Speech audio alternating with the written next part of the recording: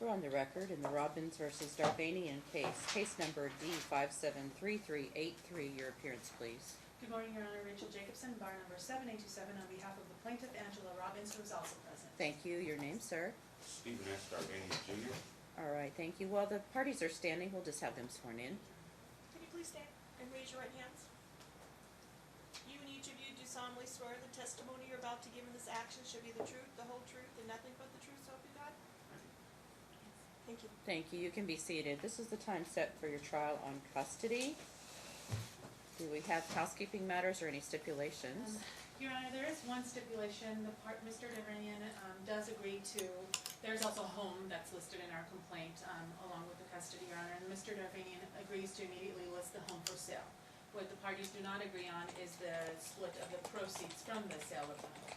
The home is currently listed in joint tenancy, and there is evidence to show that Ms. Robbins has been contributing above and beyond her half share of the mortgage as well as improvements to the home, and she is seeking reimbursement of Mr. Darvanian's share of those costs. And that remains in dispute, but the parties do agree to immediately list the home for sale. That is the only agreement we have, Your Honor, unfortunately.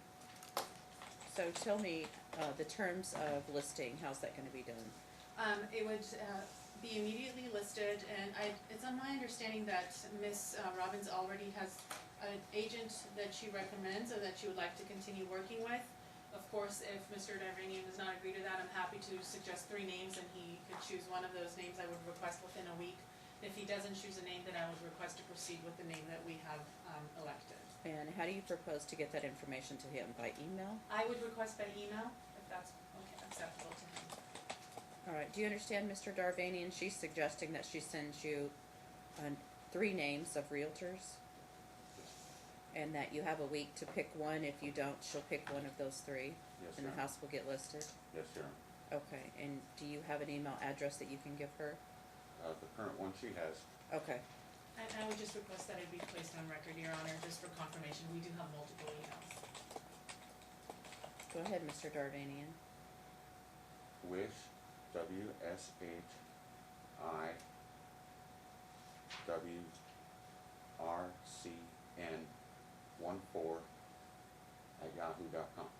Wish I was racing.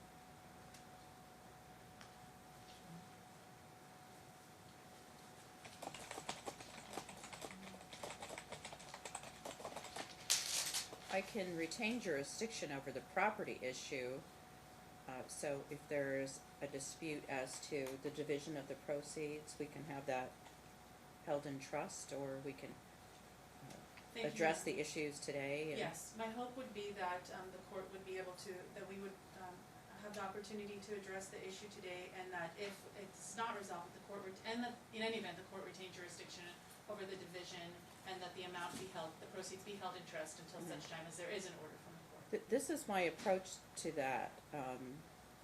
Because the plaintiff, and in any case I look at it this way, because the plaintiff resided in that residence, what would be the fair market rental value of that? And is she paying over and above a rental value? I don't know, but that's my approach. So what would it cost her if she was renting a house somewhere? Okay. And to the extent that she benefited the community and reduced the mortgage balance, the principal balance, Correct. And gained equity for both parties, I would consider an unequal distribution of the equity if she's paying over and above the rental market value. I understand. Okay? Thank you, Your Honor. All right. All right, and we have exhibits Yes, that Your are Honor. proposed. Yes. All right. Sir, did you have a chance to look through their exhibits? Somewhat, yes. Okay. I did not receive it until Saturday. Okay, and you looked through them. Do you have an objection to any of them being admitted? No, no.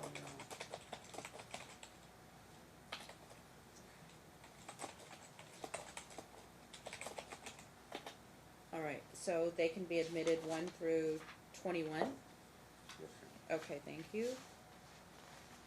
And then as to defendants proposed, I think we have a couple. Right, Your Honor, and likewise, I do not have any objections. All right, so defendants A and B are admitted by stipulation. I would object to the weight of those exhibits. Okay, do you wish to make opening statements? Just briefly, Your Honor, because we addressed the sale of the home, I just want to, hone in on the issues pending. We do have an extended TPO in place. It's been extended to today's date. The plaintiff's request is that it be continued and extended indefinitely as much as the law would allow based on the continued violations of that TPO in the face of this court's admonishments and orders, in the face of the TPO hearing master's admonishments and orders, and even in the face of several pending criminal matters. The TPO continues to be violated at increasing and threatening alarm to Ms. Robbins and her safety as well as the child's safety. So the request today is that it be continued as long as possible by law, Your Honor. Ms. Robbins also requests to confirm the temporary orders of this court granting her primary physical custody as well as sole legal custody of the party's minor son, Gatlin, who is 10 years old. 8, Your Honor. He was born on his Right. birthday's on the 10th, but Right. he is 8. Right. Yes.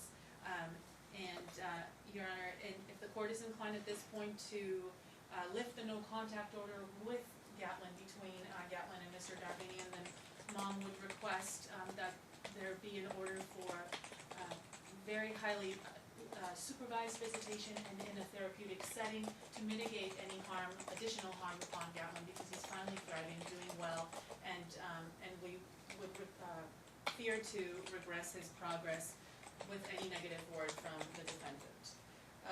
Your Honor, at this point, we also request reimbursements for Gatlin's half of his school tuition. He has been attending private school, and since the party separation in July of 2018, Mr. Darvinian has not contributed at all toward that tuition, so we would request half of reimbursement for that. Likewise, half reimbursement for his share of the child's health insurance premium, which he has not contributed at all to, as well as child support arrears, which he has failed to pay despite this court's previous order that he pay the statutory amount.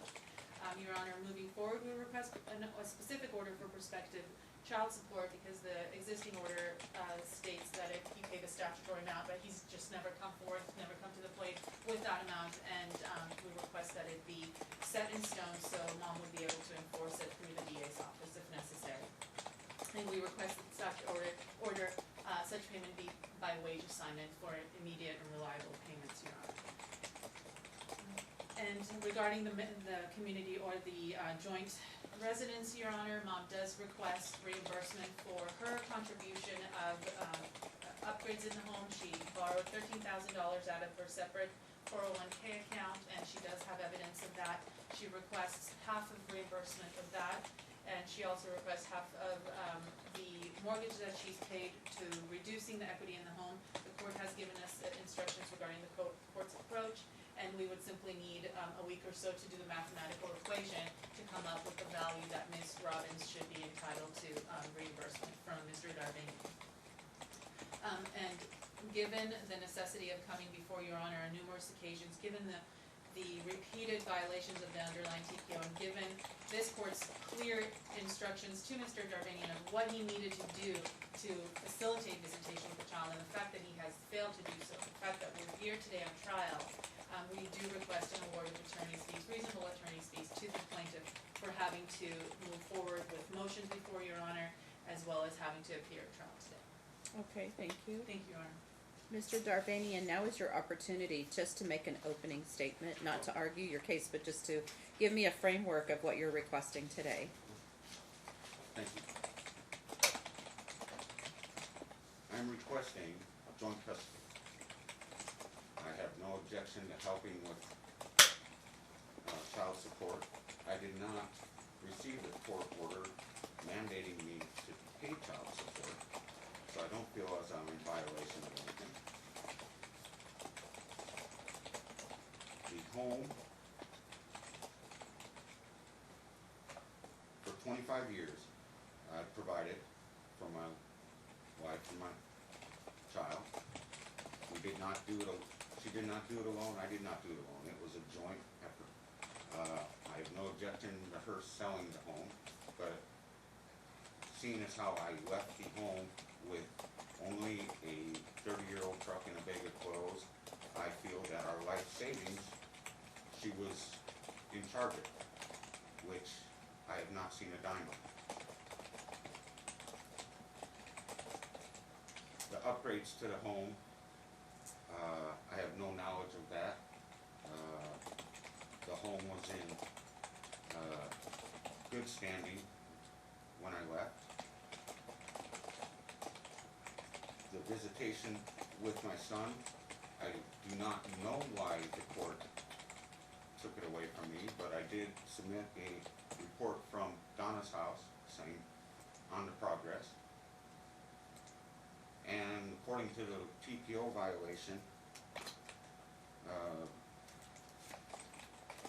I spent over half my life with this woman. The last violation I did was I dropped flowers off for her. There's never been any ill intent or malicious or harm in any way. Nothing threatening. It's just I loved her fiercely. So it's a hard habit to break, which since our last court date, I have not done anything wrong. I have not contacted her. I have not contacted my son. I just feel it's unreasonable that I have no contact with my son, that I do not have custody.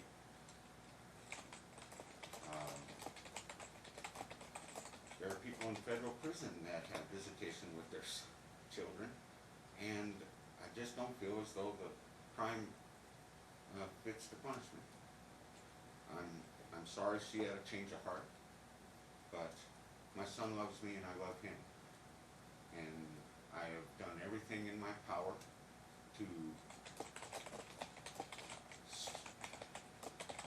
meet the court's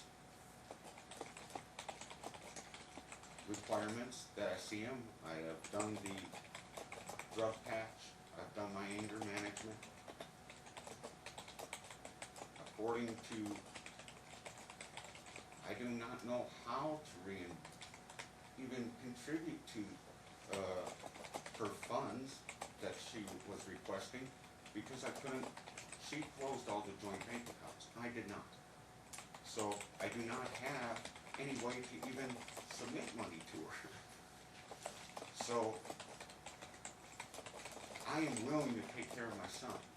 I have stabilized my employment, I've stabilized my residence, I've met the court's requirements, and I'm just requesting that I be allowed in his life.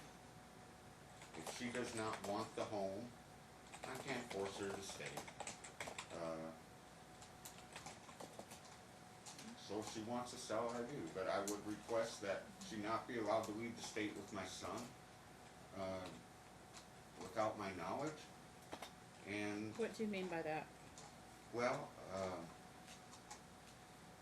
she has been in contact with my niece and my sister, stating that she would like to leave the state. You mean move? Yes, Okay. and I'd like to know where my son is and be part of his life. I don't want to be 70 years old and start a relationship with my son. We both put him in a private school. I have no objection to that. I want him to have the best education possible. But I believe he needs his father. And I do not know the company she keeps right now. I do not know the people. And I have a objection to her being around her mother, which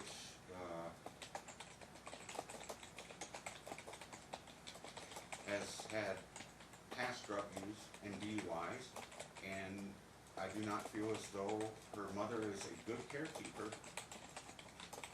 for our son. Also, that I object to the fact that in the memorandum that they listed that I had a DUI with Metro. I've never had a DUI. I don't have a drinking problem. And it has been false accusation after false accusation to get me removed from the house and to get us to this date. I mean, she falsely stated the son's last name. She falsely stated the house was in her name. She falsely stated that I had DUIs. She falsely stated the illegal drug use. I openly admitted that I smoked marijuana, and I've done so for years. And if you look at my test results, my base was negative, and I have complied. So I just wish that we could come to a reasonable solution on custody. And what she wants to do with the home is up to her. I want her to have a home, and that's why we bought the house. I borrowed the money to get us in that house from a personal friend. That's how we got in it. Our life savings, she has been in control of.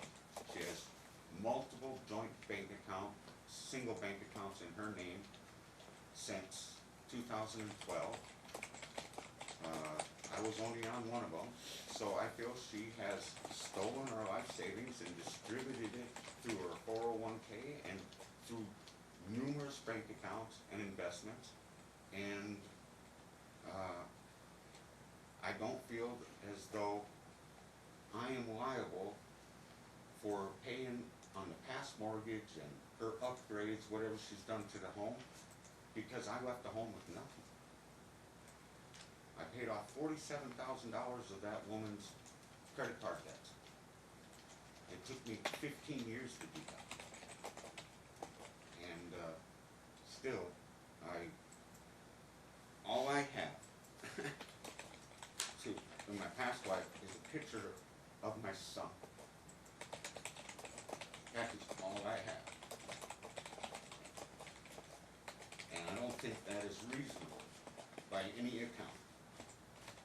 And that's basically, thank you for that. All right, have a seat, sir. Thank you. Now, as we proceed, the plaintiff goes first, Okay. and she will call her witnesses. Please take notes because you'll have an opportunity to also ask questions of the witness. Now, keep in mind, it's not a dialogue, it's not a conversation. It's question, answer, question, answer. It's not time for you to argue your case when you cross-examine those witnesses. But you will have an opportunity after she concludes her case in chief to put on your case, and you can testify on your own behalf. So you will have a chance to talk. Just want to remind you of that because it's not during the time that you cross-examine her witnesses, okay? Yes, sir. All right, thank you. Ms. Jacobson. Thank you, Your Honor. Your Honor, at this point, I'd like to call Ms. Robbins as my first witness. All right. Your Honor, may I remain seated for questions? Yes. Thank you, Your Honor.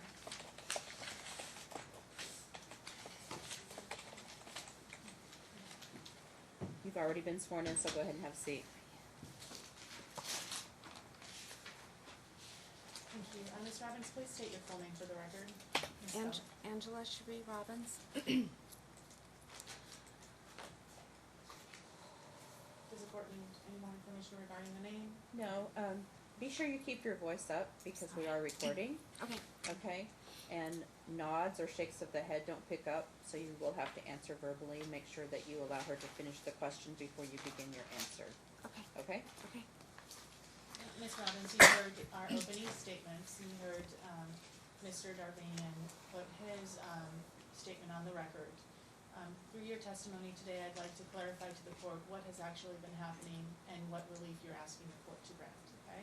So I'll start with asking some background information. You met or you began dating Mr. Darvanian in 1995, is that correct? Yes. Okay. And you have been in a relationship with him on and off since that time? On since that Okay. time. Okay. And you had a child together, correct? Yes. And before having a child together, you purchased a home together? Yes. Okay. And is that the home you currently reside in? Yes. And what is the address of the home? 108 Skytop Drive, Anderson, Nevada. And you heard Mr. Darvanian state that he borrowed money from a friend toward the purchase of the home. What amount of down payment did you two put down on the purchase of this home? I don't recall any down payment because we were first-time home buyers, and we were not married. We went to a friend of his mother, who's a realtor, who helped us qualify for the home. I don't recall any down payment at all. I have the original loan papers at the house. I can look it up, but Okay. So, we were first-time home buyers. And since that time, were you equally, or was the intention to equally pay the mortgage on the Yes. residence? Yes. And, alright, so, and when did you purchase the home together? 2006, 2006, okay. I believe. And, we'll get back to the home, I just wanna move forward, and, you and Mr. Dare, you have one child, correct? Correct. Do you have any other children?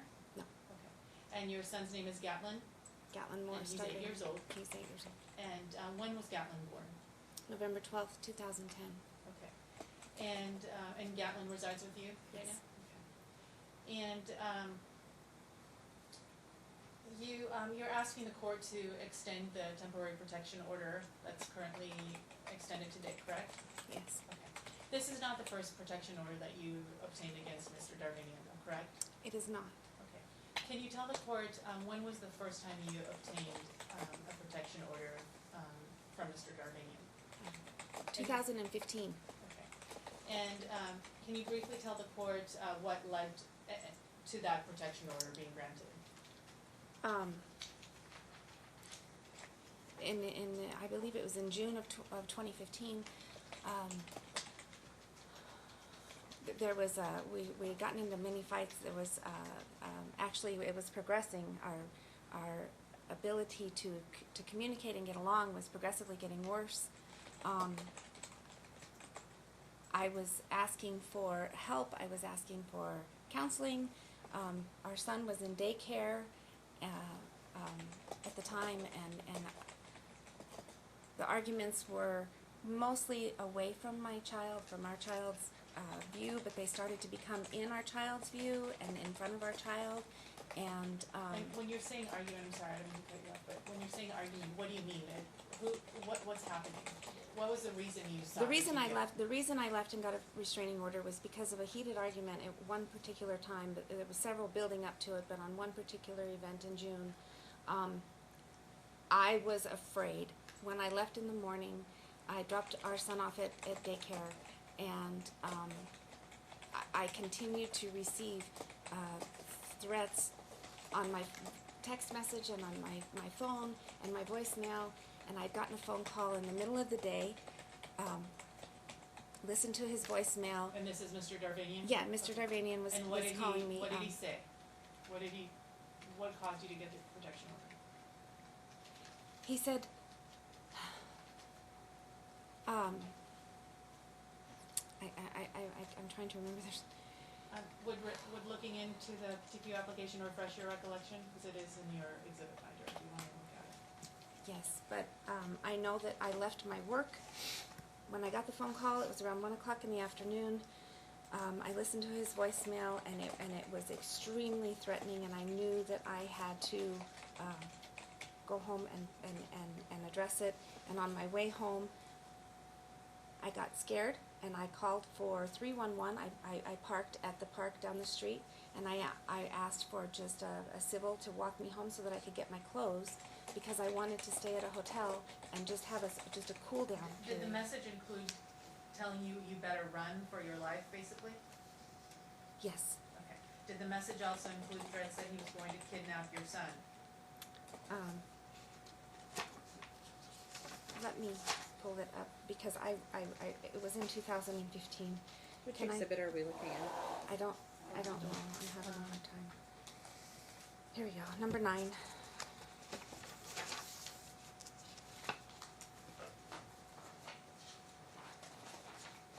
That was the first time I'd ever been scared. So scared. And did Mr. Darvinian have a weapon at that time? Yes, we had hunting rifles in the house, and there was a handgun in his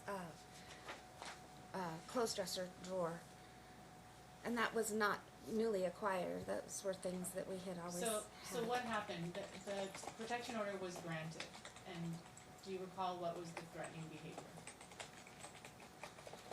Looking at it. Oh.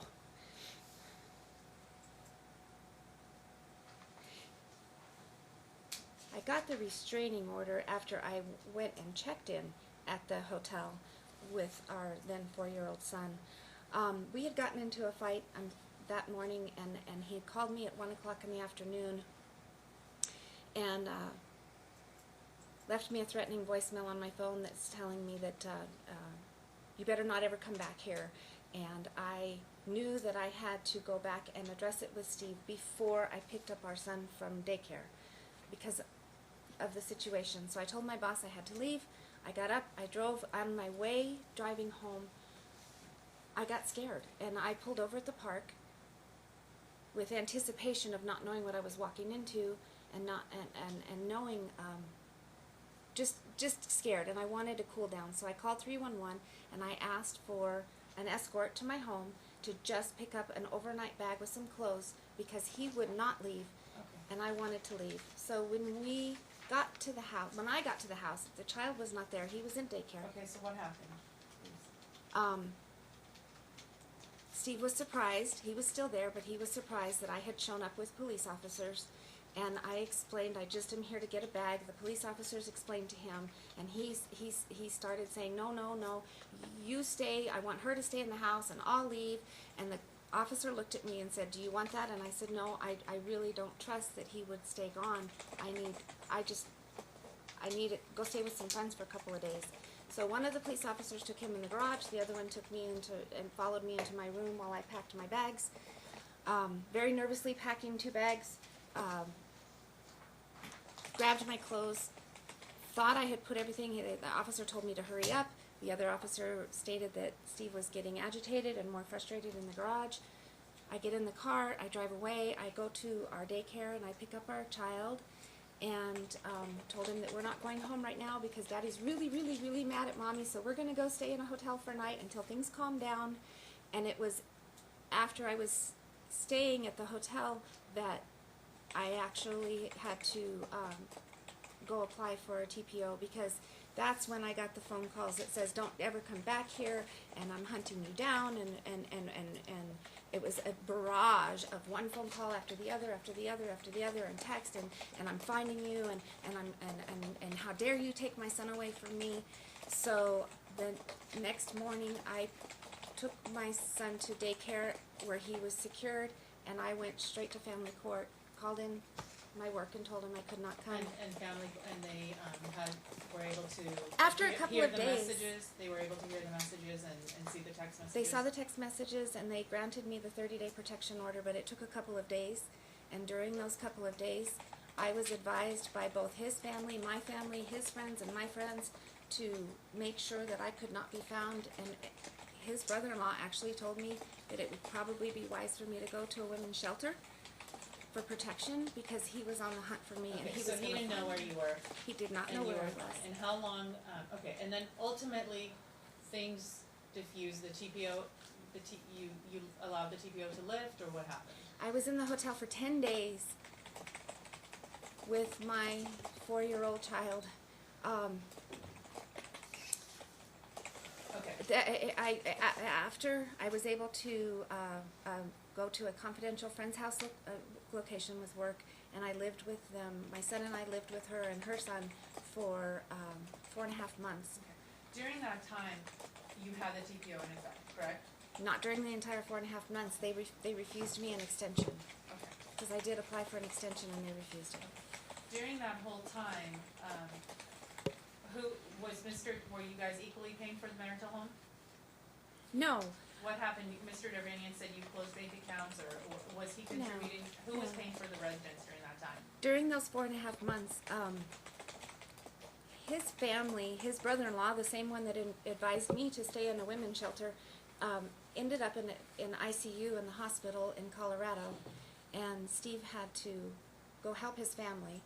So I don't recall how long he was gone. I just know that he left.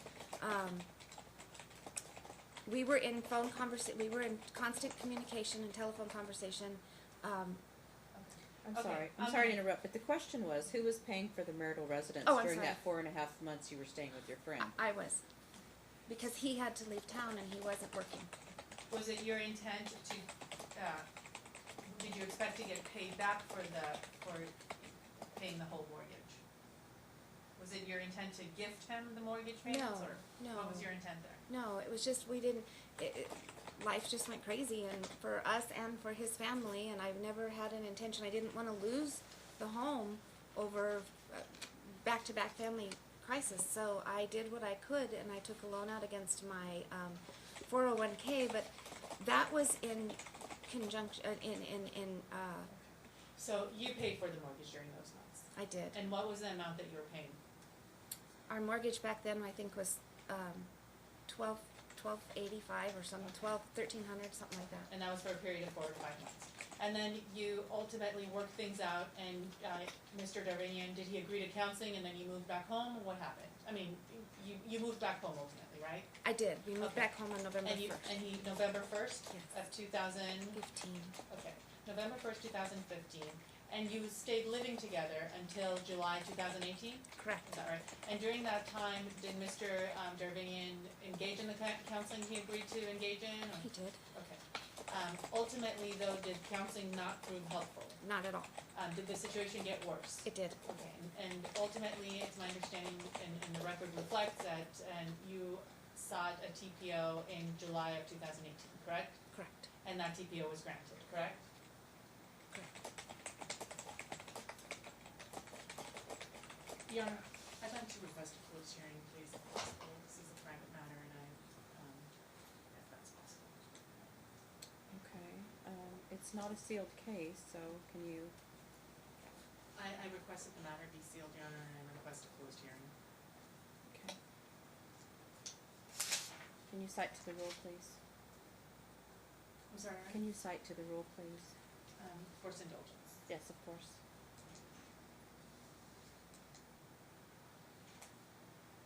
And Your Honor, I also have another hearing, and I apologize. I have a hearing in Department 22. It's a brief continuance.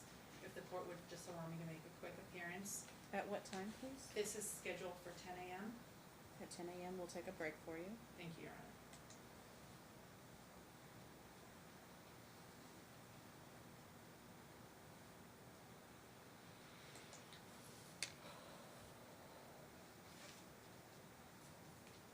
Course indulgence, thank you. And pursuant to NRS 125.110, request the matter be sealed.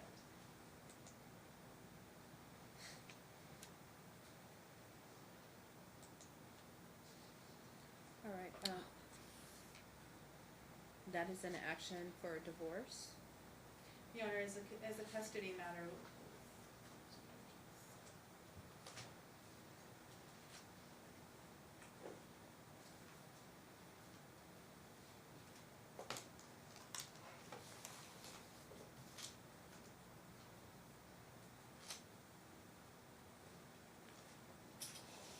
I'm happy to take a break to give you time to look at that. Thank you, Your Honor. I was under the impression the matter was sealed, given that it is a paternity custody matter, but I request the court's permission It's to not look sealed, that is up it? for the record. Thank you, Your Honor.